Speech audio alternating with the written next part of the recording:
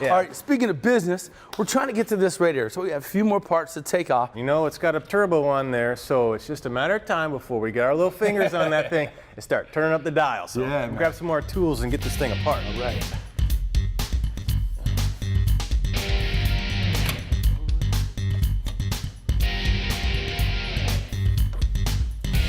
So I got one little screw out of here and a tab, and I can push down on these guys and start, slide this thing right out, just like they slid it right in, and we can slide it right onto the new radiator. Now, new radiator from Megan Racing, pretty cool. Right out of the gate, you see these nests, right? Just like the OE guys had. So it's gonna make this application on a fan fit just like it was tailor-made. That's cool. The same little bushings to hold it in the car. Right. Nice. Same little saddles, same little clips, everything just boom, goes right over to this guy.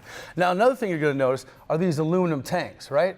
Now, from the factory, it had plastic tanks, which tended to crack. Even these seals would break under a lot of boost. So a lot tougher guy right here. Let's get these fans on, slide it under the water neck.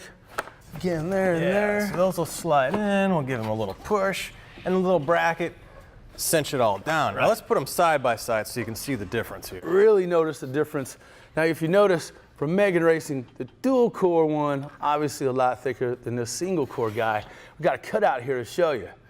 So you're gonna have a lot more cooling capacity with this dual core one. Yeah, and a lot of you old school hot rodders, you know about 4-core radiators. Right. Well, this is a dual core. Well, this dual core, they're a lot wider than the original stacked up 4, so this is a much better, more capable cooling system than the 4 cores, even though you hear the 2-core. You don't think it's as cool, but it is. Yeah. Now let me show you why we're going to a bigger radiator in a car that's making, you know, just under 300 horsepower.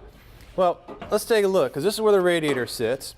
And if you look right in front, it's another radiator. It's a condenser for the AC, so that's putting out hot air.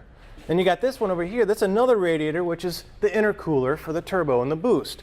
So the more power we make, the more heat's gonna be extracted out of this intercooler and pushed right through. So there's a lot of heat going right into that radiator. So we have to make sure this thing is really efficient, and at the end of the day, it can pull out all the heat, especially with the power that we're gonna add.